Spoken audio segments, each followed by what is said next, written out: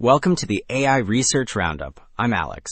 Today we're looking at a paper trending on X, published on December 29th, 2025, about a week ago. It introduces a robotic control method that boosts success rates on challenging, unseen tasks from 30% to 90% within just minutes of autonomous interaction. The paper is titled Act2Goal, From World Model to General Goal Conditioned Policy. And as we'll see later, the way it handles long horizon planning is really impressive. Figure 1 illustrates the core concept behind Act2Goal.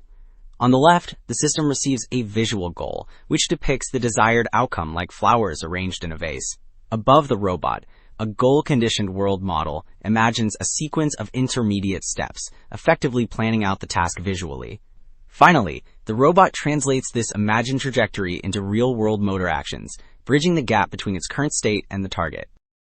Figure 2 breaks down the complete system architecture. Top left, you see the inputs, the robot's current observation, and the target goal image. These feed into the central pipeline, where the goal-conditioned world model generates a visual plan. Notice the breakdown in the middle panel. The plan is split into proximal frame features for immediate fine-grained steps, and distal frame features for long-term waypoints. Finally, the bottom section highlights the two-stage learning process. Initial large-scale imitation learning on the left, followed by the reward-free autonomous improvement loop on the right.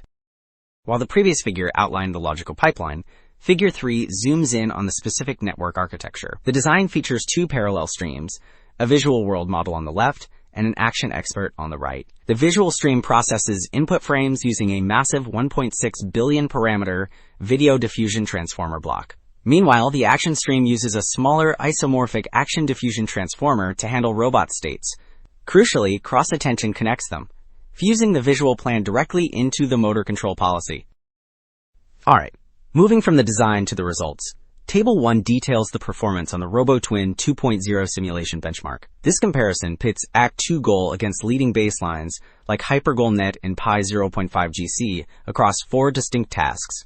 Looking at the top section for easy mode, the proposed method dominates, achieving the highest success rates in every single category. The bottom section reveals the results for hard mode, which introduces unseen layouts. Even here, Act2Goal secures the top spot in 3 out of 4 tasks, demonstrating robust generalization where other models often fail completely. So, while the previous table covered simulation, Table 2 shifts focus to physical hardware experiments. This setup evaluates 3 specific skills: writing words on a whiteboard, plating desserts, and inserting plugs. The upper rows display and domain results, where Act2Goal already shows a clear advantage. But the lower rows, which cover out of distribution tests, reveal the real gap.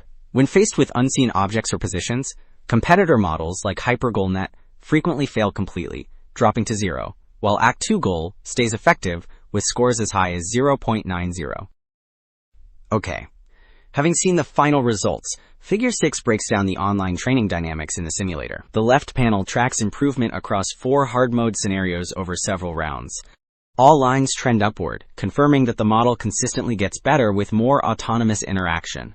Then, the right panel investigates which data matters most. The top line reveals that using all rollouts, combining both successes and failures, leads to the most robust learning curve compared to filtering for just one type. Well, having verified the learning process, Table 3 isolates the specific contribution of the multi-scale temporal hashing mechanism. It compares success rates for writing words of 3 durations: short, medium, and long.